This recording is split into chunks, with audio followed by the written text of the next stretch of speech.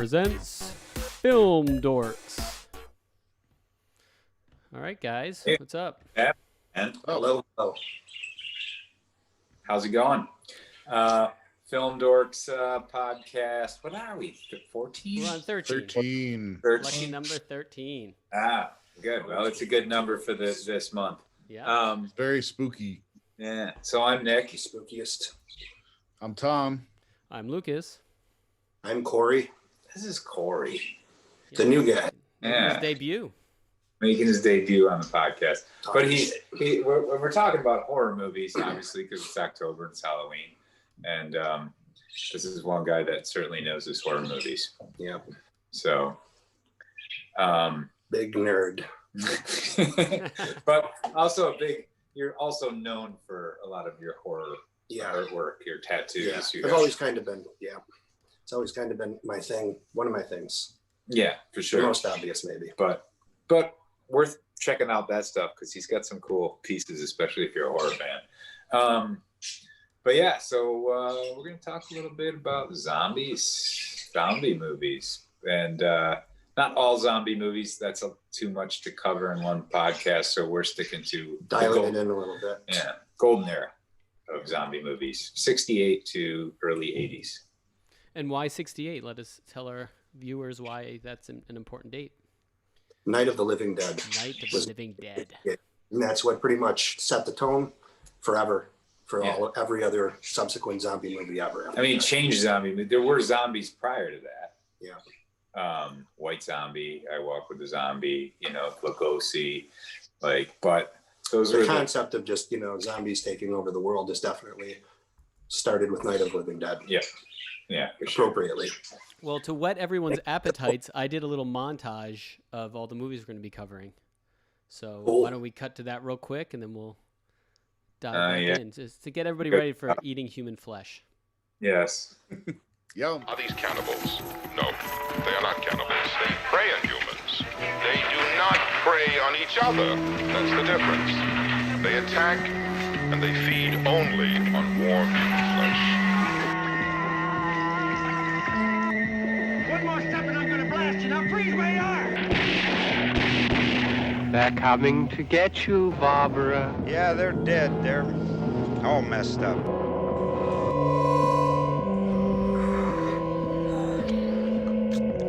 It gets up and kills. The people it kills get up and kill.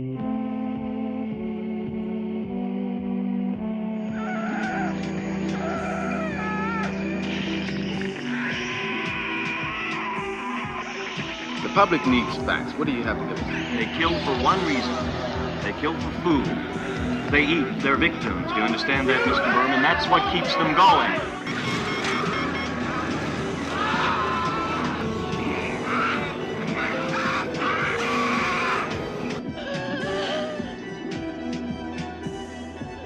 There's chaos in the streets. The National Guard cannot control the situation.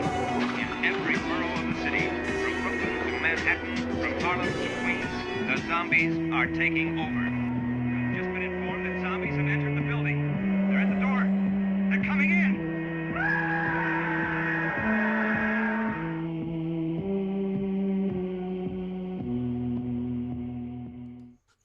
Yeah, so I just threw that together over the last couple days Awesome. to get the highlights. Great.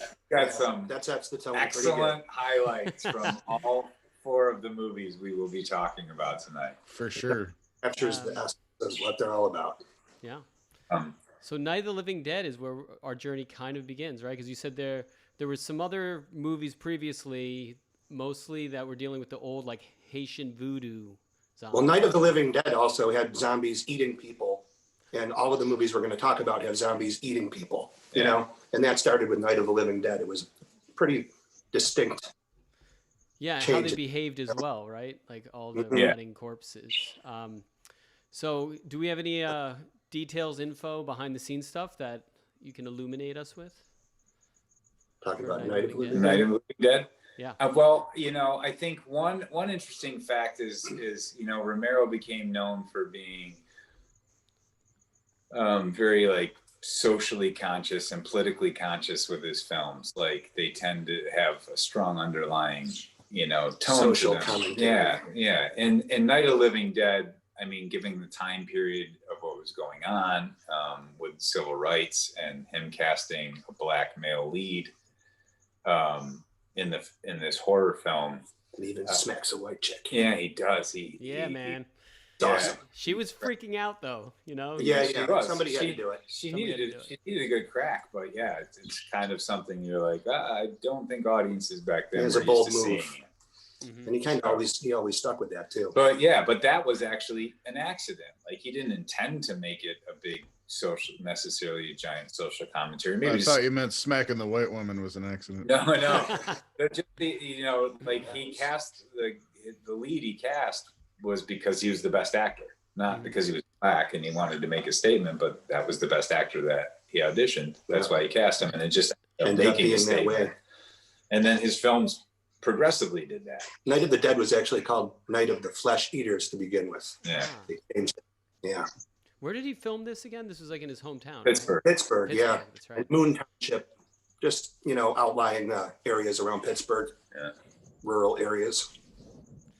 Yeah, I mean that's one of the things I love about this film is, it feels like such a classic like 1950s horror film, almost like the black and white, the locations, the budgetness of it, but it's just truly terrifying. The music, yeah, it's weird. It has a weird blend to it, and it kind of takes a while to get into, but it does feel. We were when we were watching it last night. We're like, it kind of feels like this movie's older than it is. Yeah, like it's and then older something than eating flesh, which you would never have seen in those old right. films.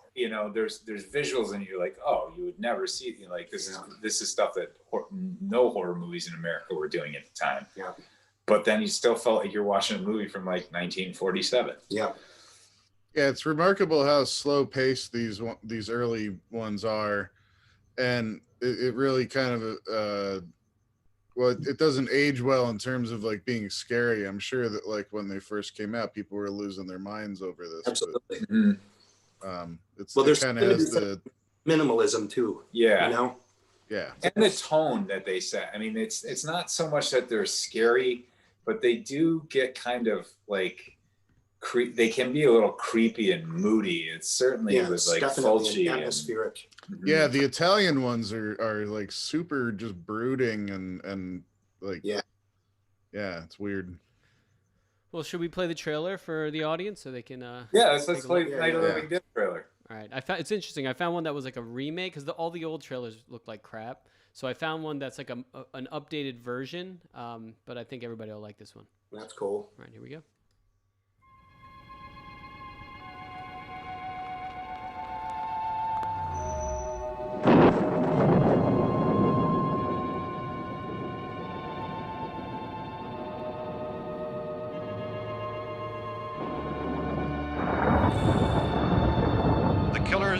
Are eating the flesh of the people they murdered. Yeah, they're dead. They're all messed up.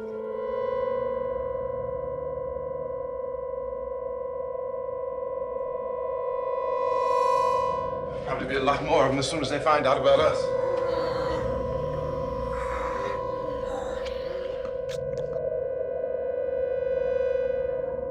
All persons who die during this crisis, from whatever cause, will come back to life to seek human victims. I'm telling you, they can't get in here.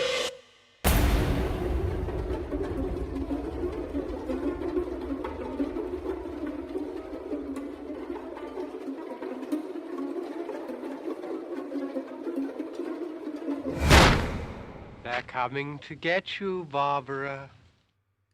That's such a classic line.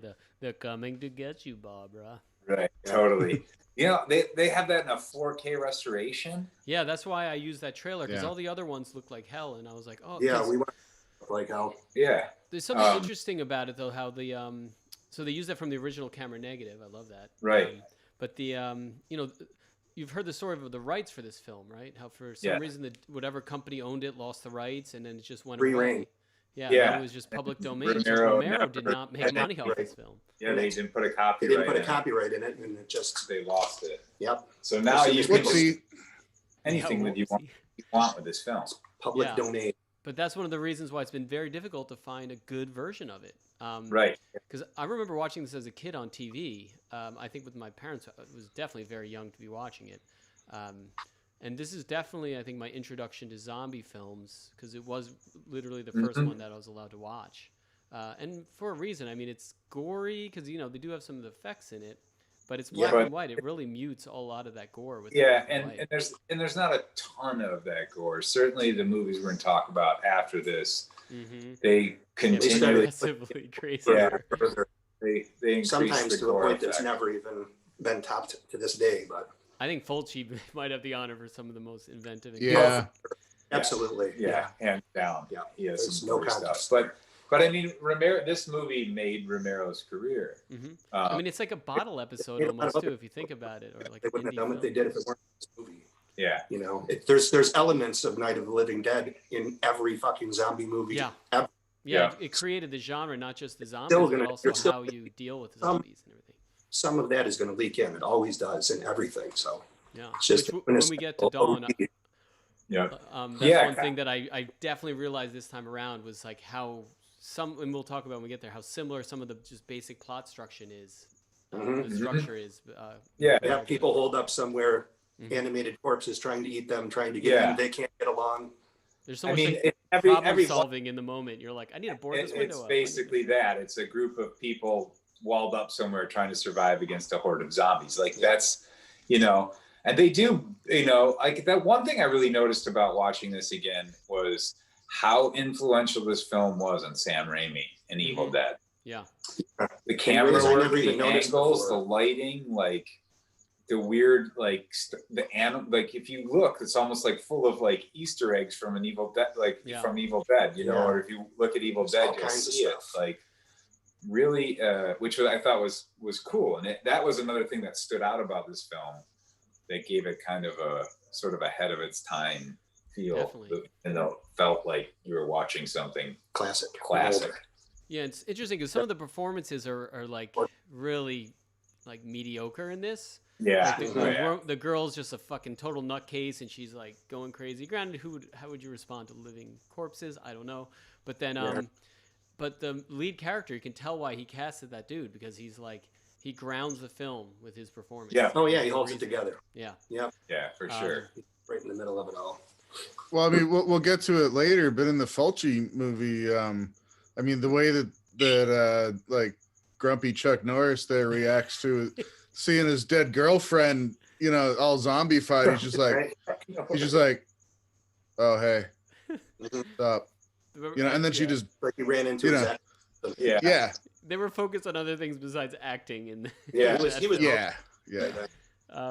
It's not to say as we progress through these movies, the acting particularly gets better. It definitely doesn't. There's certainly you don't watch them for the quality of the acting. Yeah. I find it fascinating though that this film happened, and do we know who did the effects for it? For Night of the Living Dead? Yeah, was there anybody? I didn't find anything myself. I didn't see Might that. have just been anybody on the production was like, it probably was whoever was available. Yeah. I mean, it was. They got a bottle of Hershey's chocolate syrup and just started spraying. It's funny if you look at the behind the scenes. I got some of the photos. Like the makeup for the lead actress and some of the actors in the scenes they knew they were on black and white, so their makeup looks insane. Like it doesn't look made for color because it was done for the lighting and the effects of black and white. I'm curious to know what they did use for blood, if it was just the Hershey's. But it does. It really does. It adds a certain effect because I mean the lighting in this film is really extreme, super important. You know, it kind of makes me wish that they would do. I would love to see a modern black and white zombie film. Just a lot of angles were in the 45 degree. Yeah, like Dutch angles. Yeah, just made things seem more disorienting and just kept the mood, kept the vibe going. Yeah, and so this was 60. What did we say? 68. 68. And so, like, how long did it take for more zombie films to be made? Like, it took a while. It was a slow build. Yeah. Like some of the ones we're talking about are the big first ones. And they popped up in other countries, other places, you know, and other audiences. It wasn't like everybody knew about these things happening. you know. But as American as a subgenre in America, it was a real slow build until the late 70s. Yeah. Do you know, like, there seems to be some sort of Italian connection to zombie films. Do you know why they are prevalent amongst just like the U.S. and Italy? With movies, a couple of the movies that we're going to talk about is the reason that happened, because they were so good, and so many people shit their pants over what these people were doing that other people wanted to continue on with it. More people were influenced by it and started making more zombie movies. But it took seeing the really good ones to inspire people to make other ones. Mm-hmm. And these are the ones that did that. The Italians also pushed the envelope. Yeah. They must have had something going on very, very different with ratings, with censorship, and just got to take the level of gore to extremes, absolute extremes. Still, yeah, they were all Vatican-approved films, I'm pretty sure. Yes. Well, so they were Vatican-produced. I'm so curious what happened with Night of the Living Dead, though. Like we know if he didn't have the copyright, but it must have played a lot of theaters, and it must have been. Obviously, it was huge. Left an impact. It was a huge hit. It always was. It was a mega hit. Mm-hmm. Do we know if it made any money? No, I had a hard time finding that kind of info regarding it, but it definitely made money. It made a decent amount of money. Is that the reason why they did the Tom Savini one, like the remake? Wasn't that one of the reasons so he could actually make money off of it as well, though? I think so. I think that he was a producer on it, and he probably got writing credit on it. Yeah. So the budget was $114,000, which is not that crazy, and it says grossed only $236,000 in the USA. But I'm sure that's can't. I mean, maybe that was just its first run, but in a way, it's still like double its budget. That's hard to understand. Yeah, I'm not sure those numbers are. I'm sure. Correct. Yeah. Who knows? Because it made a big stir when it came out. Yeah. Well, so then let's maybe talk about the transition to the next one, though, because I never heard of this film. Truly, like, it's rare for me to say this, but so this is one that Corey brought up, right? Let Sleeping Corpses Lie. Yeah. So from what I heard, though, there's like 16 different names for this film. Because it was in every territory across the world, and they would just rebrand it. Different name on it. So the Let Sleeping Corpses Lie and Living Dead at Manchester Morgue were the two most common. Okay, that makes sense. So why don't we do this? We'll watch the trailer for this one, and then we'll dive into it. So, but before we start, so this was a British film, a British production? No, this was actually an Italian production. Okay. That happens in England. But was very few parts of it were actually filmed in England, even though that's where it's supposed to take place. But it's an Italian film. Yeah. Cool. All right. Well, let's watch the trailer.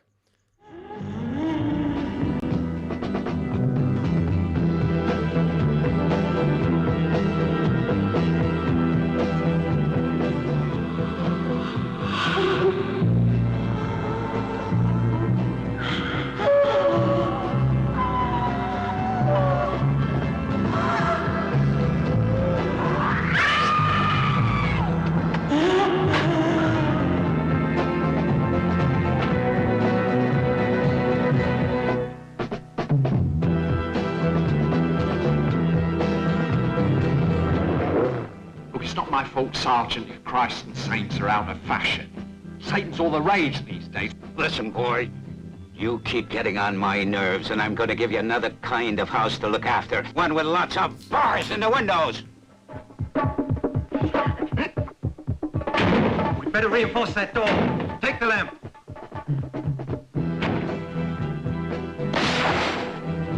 I can just imagine the sergeant's face when he finds out.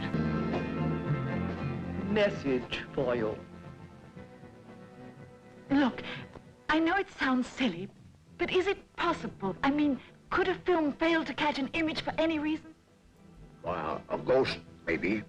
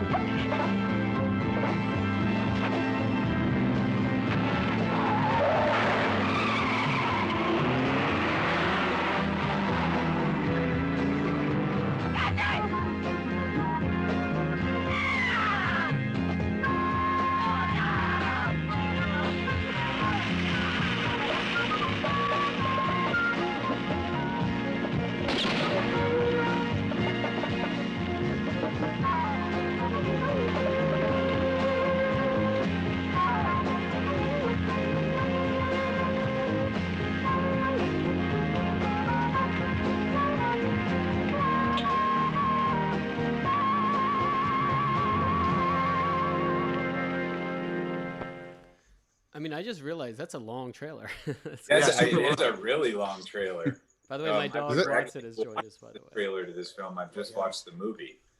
Hi, Watson. So this movie is heavily influenced by Night of the Living Dead. One big difference is that the quality of acting is far superior in this movie, pretty much just about all others that we will be talking about. Was that Barry Gibb? He does look like Barry Gibb, right? Totally. George looks like Barry Gibb. But yeah, this is one of the earliest ones, and it's the earliest Italian zombie movie, and especially Gennaro De Rossi did the makeup effects. He ended up going on to do the effects in everything by Fulci. And Burial Ground and a whole bunch of other stuff. So yeah, considering this was 74, I did not expect it to be as brutal once the right for 1974. There was almost nothing in between Night of the Living Dead and this. And I mean, of course, it has a lot of elements of Night of the Living Dead right off the bat. It has to do with radiation being the cause of the zombie attack in the first place. It has to do with people being holed up in a space trying to get away from animated corpses that are trying to eat you. You know, it has eating guts, which is a thing that's a common trait in the vast majority of zombie movies ever made. There's usually gut eating. In this one, there's extremely explicit gut eating. Yeah, when the nurse got taken out, I was like, really overlooked. Yeah. I think this movie, and those are real too. You know, that's like some cow entrails that they're putting. Yeah. Which is not the only zombie movie. They were chowing at them for real. Like they were. Oh yeah, you can see the liver and like really, the different that liver. There's no way that's fake. I think they grabbed her womb from the nurse too. It just they did. They the tit and then the womb. I think that how the zombies move are interesting too. So they're like, you know, this one does not have a happy ending. It just leaves you feeling shitty, and it's very dark and it's very serious, and it doesn't really have much room for laughing. You don't watch this movie the same as the others. You don't get to really make fun of it and enjoy the ridiculousness of it, because it's not very ridiculous and it's very deadpan. Yeah. And there's no humor even to be found in it, but it's just very dark and atmospheric. It's personally my favorite out of all of them.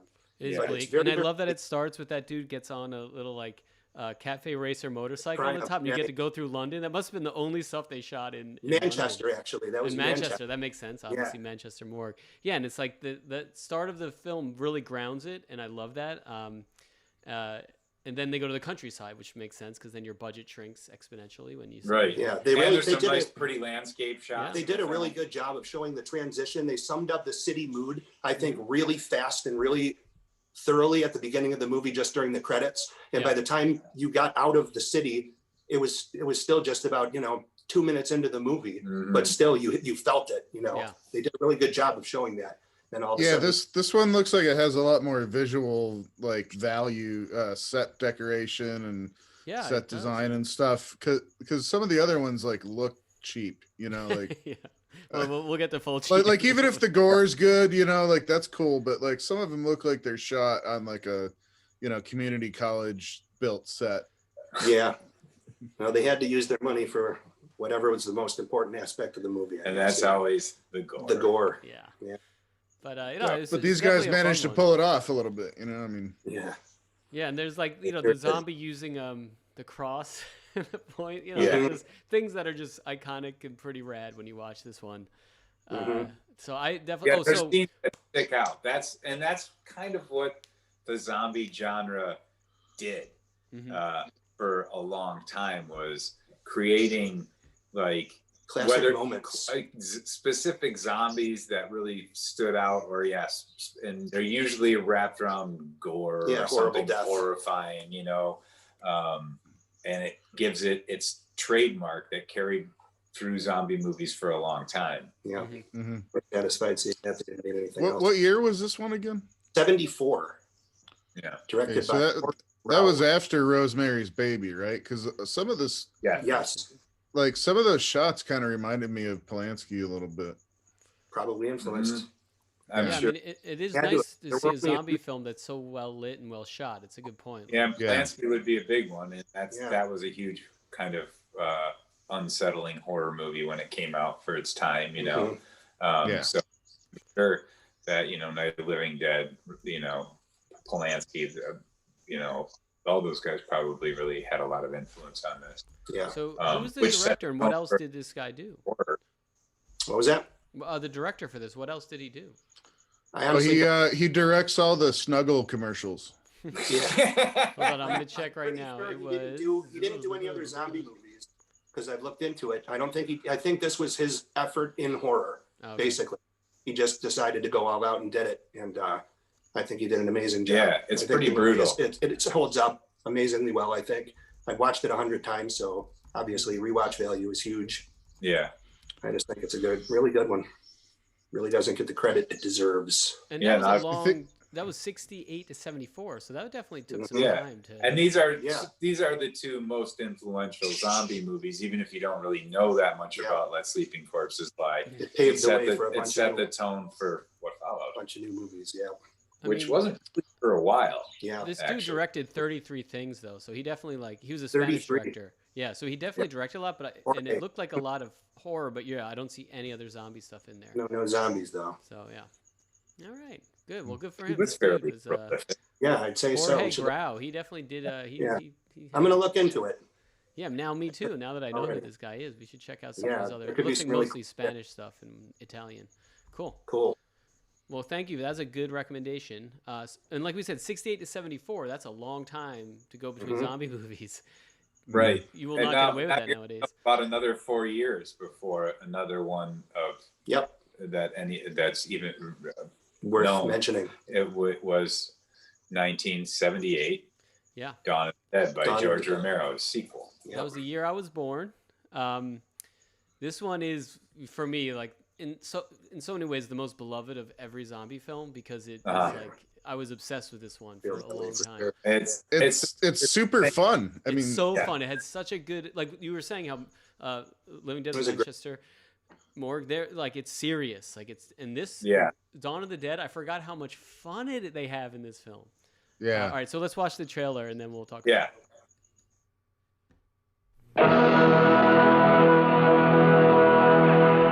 In 1968, George Romero brought us Night of the Living Dead. It became the classic horror film of its time. Not that room! Not that room! Now, George Romero brings us the most intensely shocking motion picture experience for all times. It gets up and kills. The people it kills get up and kill. This situation must be controlled before it's too late. They are multiplying too rapidly. Dawn of the Dead. Meet me on the roof at 9 o'clock. Get out. I don't believe We're it. gonna What? get out in the chopper. We've got to survive. Somebody's got to survive. They kill for one reason. They kill for food. They eat their victims. Imagine, if you will, that something has gone terribly wrong. Shoot it, man. Now, accept the fact that there's no escaping the horrible consequences. George Romero brings back the dead. Night of the Living Dead has ended. Dawn of the Dead is here. We must not be lulled by the concept that these are our family members or our friends. They are not. They will not respond to such emotions. Operator dead. Post abandoned. We may never get out of the room. It's everywhere. What the hell is it? Looks like a shopping center, one of those big indoor malls. What are they doing? Why do they come here? Some kind of instinct, memory, what they used to do. This was an important place in their lives. What is it? We've got a war.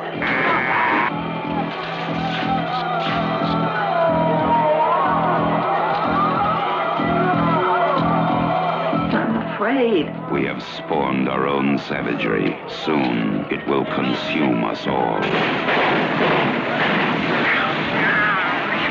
It is a horrible, hauntingly accurate vision of the mindless excesses of a society gone mad. They must be destroyed on sight. When there is no more room in hell, the dead will walk the earth. We are down to the line, folks. We are down to the line. Dawn of the Dead. When there's no more room in hell, the dead will walk the earth. That's What a right. great line. But was that even said in the film though? Is it, or is it? Yes. Yeah. It is. Okay. Yeah. Yep. Yeah, Then they take it a step further in Zombie, but we'll talk about that. Yes. Which, Yeah. That's But, also what I'm most excited to talk about. In the long line of like independent movies trying to save money, this seems like one of the ones where like they somehow had access to a giant mall, and that's what they made this They movie did. about. And they used the hell out of it. I think it was like $600,000 they made this movie on. Yeah. Check. Yeah, it was $650,000. So it's only like it's like 4 times the budget of the original. It's just not saying much. Right. But this movie is particularly lauded by a lot of people as the greatest horror movie ever made, or one of the greatest horror movies ever made. Yeah, it's one of the most classic for sure. And it was, I mean, I've always had a soft spot for this film. Like this movie hooked me on zombie film. And part of it is the brilliant fucking setup of it. Yeah. Where you're just like, we don't have a lot of money. Well, let's just stick a group of people inside of a mall, and like everybody would love to just run through a mall and take whatever they want, and it's just a super good kill idea. zombies. It's a very good But idea. the setup is great too. This is the first zombie Right. film you see where you actually see a society collapsing. But like you guys said, it's right at the top. It just happens really quickly, and then suddenly they're out into the countryside again. It's just really clever how they maximize that budget. There's a few times in there where they have all the people arguing on TV and stuff. Where I love that. It seems like it's like one step away from a Woody Allen movie.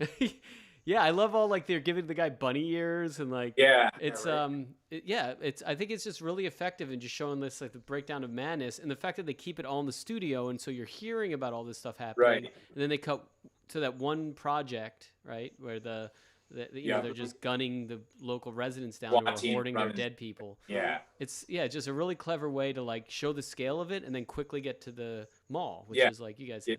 Get in the helicopter and then the mall. And then head to the mall. It's good exposition, I guess you could say. Yeah, it's used to great effect and economy. Like if you want to like study the economy of a film, this does a great job with that.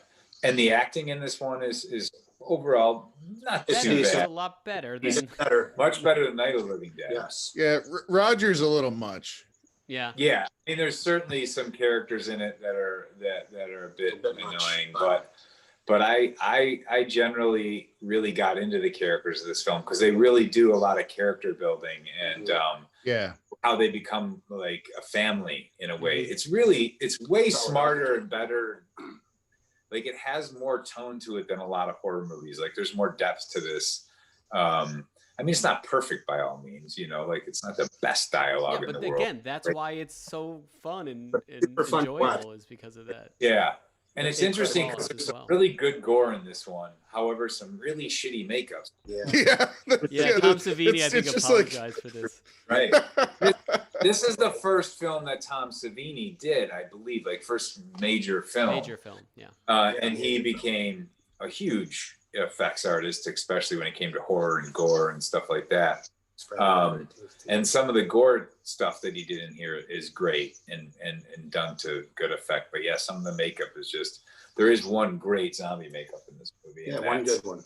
And that's when, oh damn it, what's his face comes back, Roger. Roger. The first cop guy to get it there. Yeah. When he comes back, that zombie makeup is really good, and it's done, and the way it's shot and put together is really effective. Yeah. The really funny thing about that is like, what is it? Peter is the black guy. He like shoots his good friend, who just turned into a zombie in front of him, and the very next scene he's like serving this like the meal. This elegant dinner for two to the other two people. Yeah. That really like I was like, what the hell just happened there? But well, they probably should have had was like a few months later, like come up or something. But didn't seem like a lot, but yeah, I mean, again, these movies are certainly not perfect, but there's levels to them. And this movie, he did intentionally, and it may have been like, oh, we can't shoot anywhere but the mall. Oh, well then let's just tell everybody it's about consumerism. No, yeah, Right, no, yeah. I give him so much credit for that. He like It's a great metaphor, yeah. It is a great metaphor. Just zombies walking around the mall, you know. And they use that mall like crazy. Like they have car chases in the mall. There's a biker gang in the mall. They're like, the mall's still around. Yeah, the Raiders are hilarious. Like the idea of like robbing zombies of their things, you know, like that was hilarious. Putting pies in the zombies' faces. Like you can tell they were just having a blast making the film, and I think that bleeds through. Through on that. Like the joy you can see of them making it, kind of like it adds a level of charm to this one. You know, I love Tom Savini as a villain. Like he's such a good. He's always good as a villain. Great. It's that mustache. Yeah, he always has a good handlebar mustache. And the gore, they definitely upped the gore in this one. Like you could tell, they're like, okay, now that I get it, like there's not a ton of it, but when it gets going, there's a wave of it. Yeah, it's kind of a slow burn. Mm-hmm. Yeah, there's a lot of just getting shooting zombies in the head for a while. I love the scope too. Like I think I was like trying to think about like, wow, this is the first time I think I ever seeing zombies getting killed with the scope. You know, it's interesting too. There's two versions of this film. Now, the one we just watched, and I've seen both versions a million times, but the Argento cut. It was re-released in Italy, where Dario Argento did a cut of the film. It was called Zombie. That's why there's Zombie 2, because that was sort of but we'll get in that. But in this, it changes the film. There's a few things taken out, but it adds a score by Goblin and takes out some of the music in the mall. So it just kind of, and it pulls a little bit of humor. Tone. Yeah, it pulls some of the humor serious out of it. That's different pacing. It's a bit more serious, a bit darker. Like the music definitely made this one kind of feel like a Beatles movie or something. Right. There's goofy moments. If you watch the Argento one, you get a little more of that creepy, zombie mood in terms of sound that became really, really influential in all zombie movies. I for the first time now realized that Argento was a part of this film. Like I didn't, because when I watched this as a kid, I had no idea who he was. He was a producer. Yeah. And then he released his own cut of it, which That's is awesome. Totally worth watching. So how do I find that cut? Do you guys? I have it on DVD. I don't know. Bought it forever ago. I think if you search on the interwebs there, like I don't know, maybe Amazon, someone probably has. You can probably find that. If not, you can probably go on and buy it. Even eBay or something. You can find it, but I wouldn't be. I didn't check to see if it was actually available on to rent. But I'm guessing it probably is, especially this month. Yeah. Well, YouTube might also have it. I'm gonna take a look. I mean, the Blu-ray of Dawn of the Dead is illegally up on YouTube. It's a matter of time before they pull that down. But it's been over a year that it's been up there. So. But, wow. Maybe they just don't care. Yeah. I mean, it's so weird. But so back to the Tom Savini biker gang. Is this the first?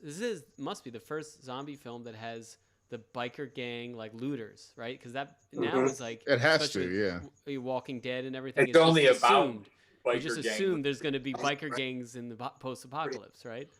Yeah. So when did Mad Max come out though? That was 70. That was 79. No zombies in that. I'm just trying to think about like, did they beat Mad Max to the? Oh, and the like post-apocalyptic gang race. Yeah. Let me see. Mad Max was around the same time, right? Mad Max. It was 79. So they beat him by a year. Yeah. All right. Fascinating. But yeah, I mean, Dawn of the Dead is so much fun. It's so worth revisiting. It's longer. I mean, I have to admit, I've kind of forgot because it's paced pretty decently. Like there's always some action happening. As soon as you get like bogged down, like in some little slice of life family scene, like you said, then very quickly there'll be some motivating action that comes in. Right. So it's definitely an enjoyable ride, but some of the motivating actions are funny in this. You can tell there's like a huge influence on the horror video games. what you got to go do and get. You know, And they it's got just the missions to like get food and get ammo and get Yeah, you have to go on mini quests, right? you know? Yeah. Well, I was thinking about the whole mission aspect of this movie is kind of also a reaction to like Vietnam and stuff too. Oh yeah, this is like right after it wrapped up. Yeah. That's interesting. And then I find now the transition to the next film we're going to talk about.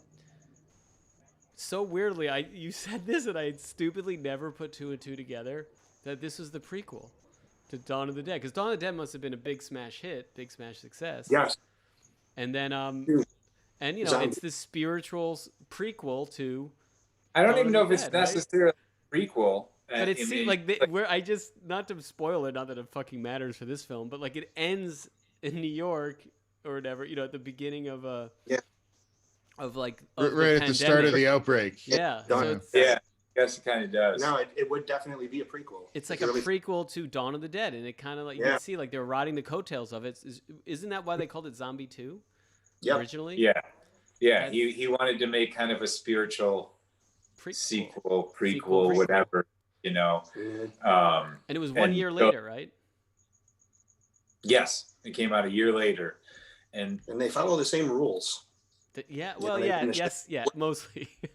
You know, it's not very much different. Right. I mean, they do add certain other elements to it, which we're going to talk about in a second. So I'm going to play the trailer because it's so fucking great, and then we're going to dive in. Yeah, there's a couple really. It's just a fun zombie movie. It is truly one of the best zombie movies ever made. Uh-huh.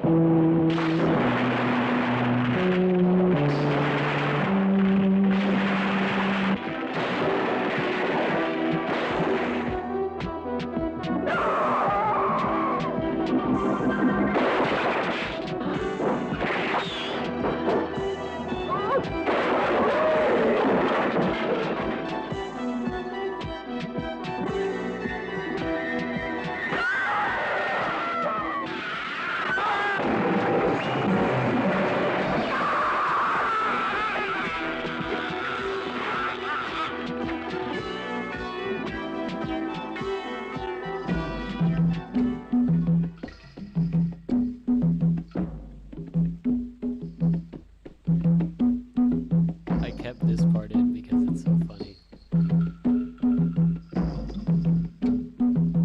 They're gonna give you a barf bag. That's fucking awesome. I mean, what a good trailer, because they're like, you like Dawn of the Dead, right? This is better. You'll puke. The one thing that absolutely stands out about this film is the extreme gore. Yeah. Just extreme so over the top. Today's standards also. I think this is the first one that had a lot of nudity in it too. Dude, right at the top too, they like, oh god, I forgot, and it's awesome. Like they have all these hot girls just like spaced throughout to keep your interest. Like if the gore's not doing it, there'll be some. You'll get some boobs, but it's. It goes back to the voodoo, you know. Yeah, it does. It ties in. It still doesn't make it. It doesn't make it clear whether that's exactly what's doing it, but it centers around people thinking that that's what the cause is. So it pays homage back to those old zombie movies. It goes back further in some ways. And the idea is they do the same thing. It starts out in the big city, right?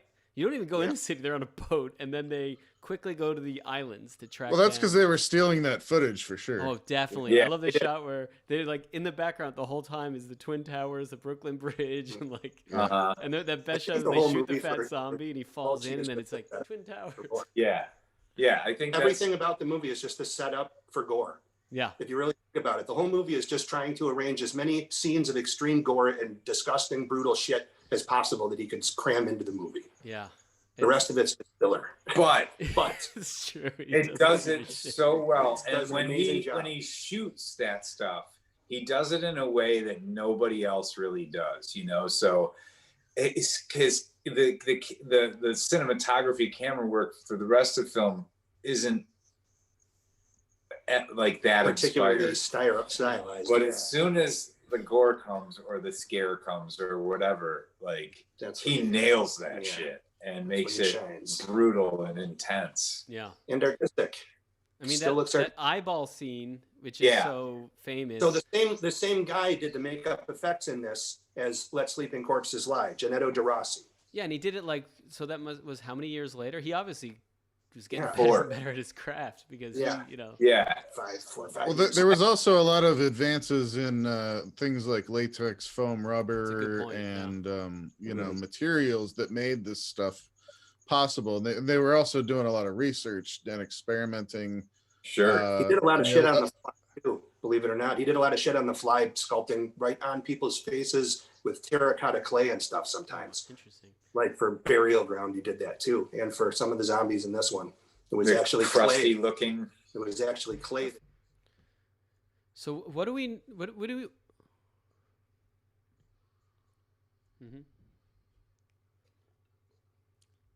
So what's his story? Because I know with Tom Savini, he was a war photographer in Vietnam, and kind of fucked up and disturbed by the images he saw, then recreated a lot of this stuff, and in fact was like one of the reasons I think he's pretty good at it is he knew what he was aiming for. So do we know the story of No, just that he just know what was he did. That's about significant in that genre. He was the man. He was the Italian. Yeah.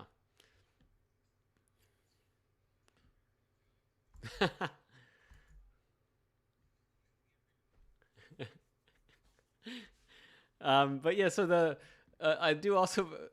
There's so many different moments of this film that you're just like, how did this get made? We need to talk about. I put a clip of it in my little montage thing.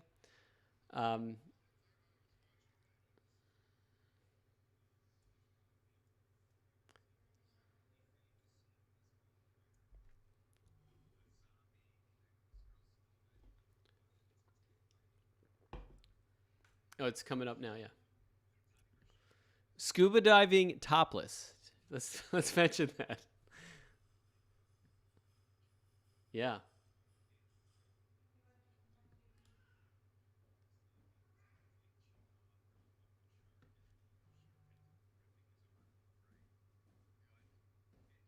About this scene.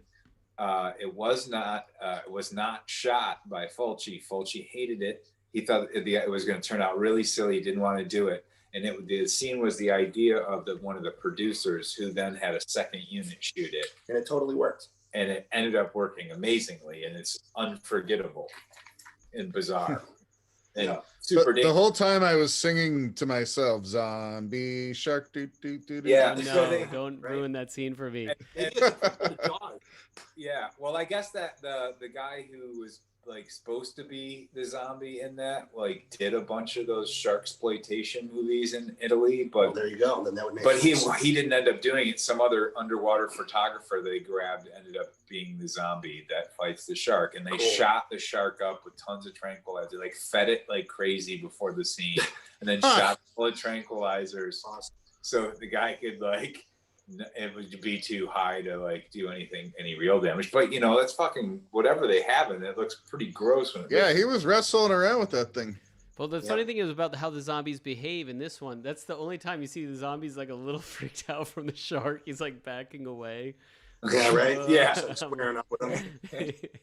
But honestly, you watch that, you don't care. It's just such a. The first time watching that film, I remember just being like, "What the fuck is going on in this film?" They went there. Who thought that this was a good idea? But it is one of the best zombie scenes ever put on film, and it's hilarious that it's a second unit. It's like, what is it called? Indiana Jones, the first one, Raiders of the Lost Ark. The whole fight scene on the truck is all done by second unit.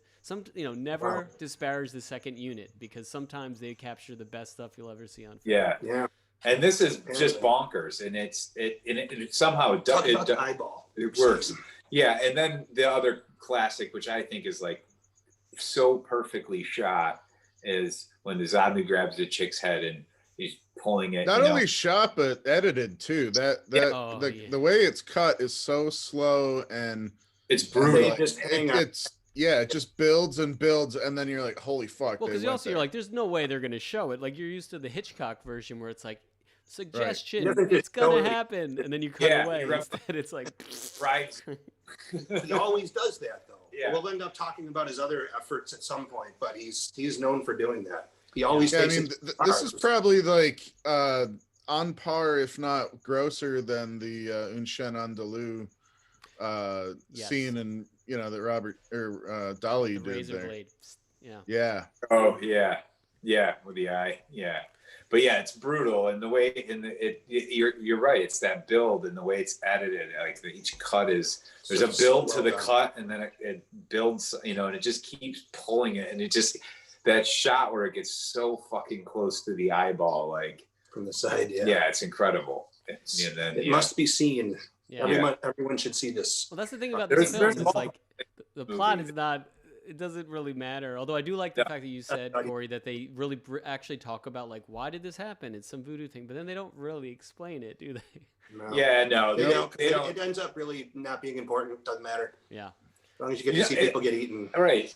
Dr. Maynard, I initially thought was going to be like kind of a Dr. Moreau type character, but I mean, his like whatever doctor stuff he's doing is pretty useless. Yeah. They set it up in the beginning as if it's like a villainous thing, and then it is totally not.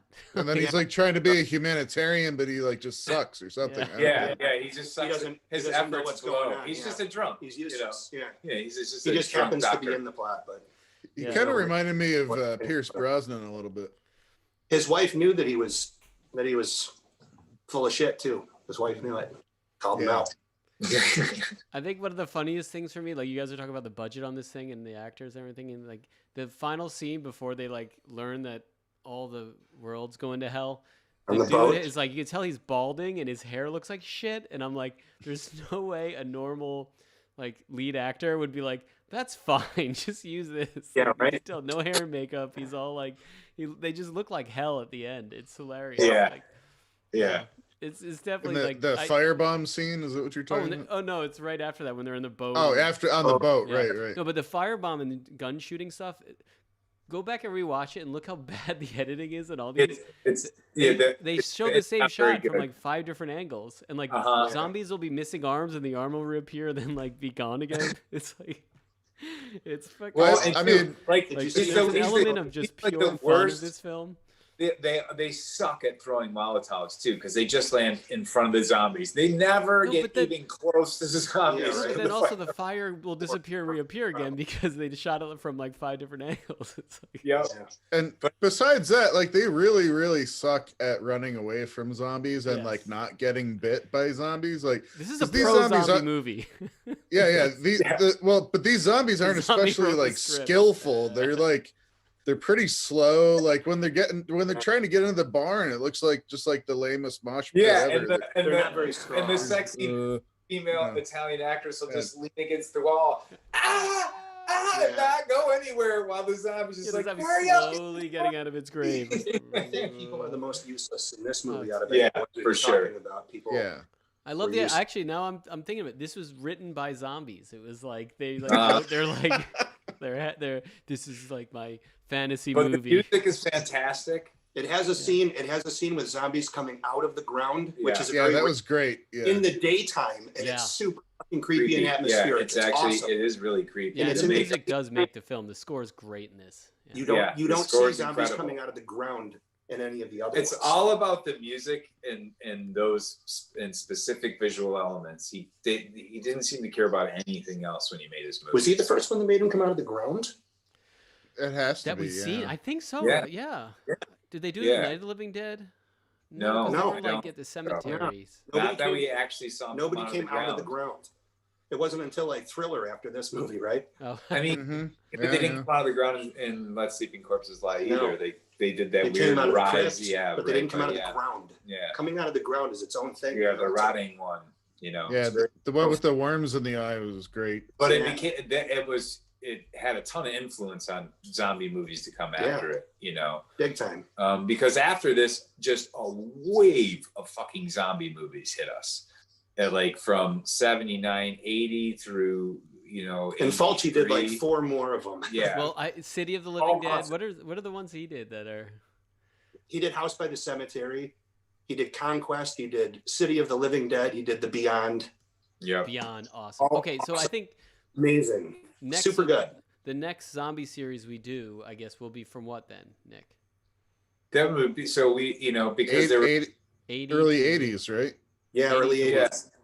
Yeah, we could just go up through like 80 to 87. the early to mid, and then go up to like, well, I mean, we can just talk up to the 2000s at that point because there's not a whole bunch of the 90s. Yeah, it does kind of fall off. The 90s are kind of really the early to mid 80s was the height of zombie movies. Then there were there's a few after that, and some really great significant ones that are worth watching, but it wasn't like that's your dead nonstop. Yeah, it was just kind of became a dead zone after the mid 80s. Dead zone. Yeah. But we will have Return of the Living Dead to talk about, right?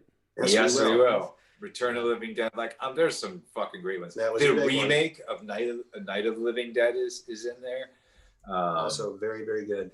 Well, our very own Jeffrey Heller talked about Cemetery Man, how that was partially inspired by the Manchester Morgue one.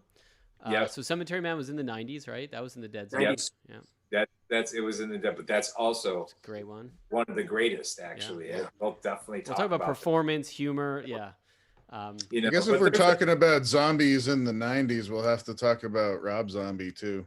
Oh, hell yeah. White Zombie, which is based on, he named his band after the original zombie movie, so. I'll smoke a bong while you guys talk about Rob Zombie. I owned 2 of his albums in high school. I will admit it. Yeah. Hey, listen, I don't mind his music. I actually like his music. No, he puts on a hell of a show. I'm sure. Yes, he does. Yeah. But I'm not a big fan of his movies. No, actually, no, not really. There's all kinds of stories about how that came to be and what happened after it got made and all that stuff. Like, we can make we can do a whole Rob Zombie episode. I'd do it. I would be forced myself to go back and watch all of his films because I saw House of a Thousand Corpses, which was cruel. You're cruel. We're definitely not doing that for the next cast. No. Next zombie cast. Let's watch Italian ones instead. Mm-hmm. Yeah. We're gonna have to for the next. We'll come back and do another. I think maybe next time we do one, maybe we should just all pick a movie we'd love to watch on Halloween. Sure. What's our favorite Halloween movie? Because it's gonna be 2 weeks. It can be right before Halloween. So yeah, that's what we'll do. Ours are probably zombie movies already. Yeah, probably. So they'll tie right in. They can't be about any of the horror movies we've talked so far in our horror series, though. So it's got to be something else. They can't be Friday the 13th, Halloween, Nightmare on Elm Street, or any of the zombie movies we've talked about. So they have to be something because they don't want to hear us talk about the same movies again. Yeah. So, but that's okay. There's so many great horror movies. It's a hard thing to pick. I mean, it's endless. Yeah. What is your favorite horror movie? Just flip a coin at that point. Yeah. Either way, you'll have a great time talking about it. Yeah, there's plenty. So, all right. So, yeah. And hit us up on the Twitters at Screen Radar and on Facebook, Screen Radar, and on our website. Yeah, let us know your favorite zombie movies or maybe your favorite zombie kills. I mean, honestly, the market gets very saturated, once you get closer to our current time. Yeah. If you want us to talk about a specific creature, creator, or makeup artist, or because it's like the golden era, the dead zone, and then I think the rape zone. The rape zone. Yeah. 80s was super rapey. The whole fucking thing. They just won't stop. Yeah, they just stop. Just went to all the way up until recently. There's a couple of new decent ones going around, but it's not really rape because it's a corpse. But they can't. Yeah, but what's to consent? They have no soul. They have no consciousness. Did you guys watch Train to Busan though? And which I think the sequel's coming out. Yeah, maybe. What's that? Train to Busan. That was like the one that restored my faith in. That's a good one. But that's also another podcast because there's so much to talk about during that one. Oh, I know. So much to hate on and some stuff to love. As much as they beat a dead corpse making these zombie films, like they made some good ones. That one restored my faith in the zombie film. Resurrected. There's a new one also that is pretty decent. #Alive. Yeah, it was all right. Yeah, and that also falls into the category of like, we have access to a thing, so let's make a movie about this thing. Yeah. Well, Sean Conley, who's my filmmaker friend in Portland, says 28 Days Later and Shaun of the Dead. So that falls into what? Right, Shaun of the Dead. That's the resurgence. That's a pivotal that's movie right after there. 2000. That's after the Dead Zone. Because in like the 90s, it was like almost nothing except how it was correct about Cemetery Man. Yeah, Cemetery Man for sure.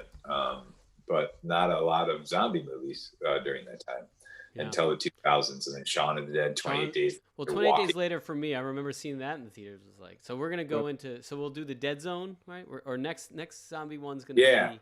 Because there's a lot to talk about from the early to mid 80s through the 90s. And then I think we saved the all the new modern ones. A year after Zombie, and there was another zombie that came out of a grave, but Zombie was still the first one. Oh, that's Romero too. Creepshow was Romero, and that was long afterwards. Okay. And it's also a zombie comes out of the ground in that movie, and that's real early on too. That's 81. Yeah. Okay. So it has a zombie story in it. Anyway. But it's in the next era that we're going to talk about next. Okay. So we'll have to decide when we do those. But all right. Well, thanks everyone for watching. Yep. Thank you. I'm going to play out our song for us. And that Corey wrote. Thank you, Corey. I didn't realize this was something you composed for us. And tune in soon for our next podcast. All right. Have a good night, everyone. Later.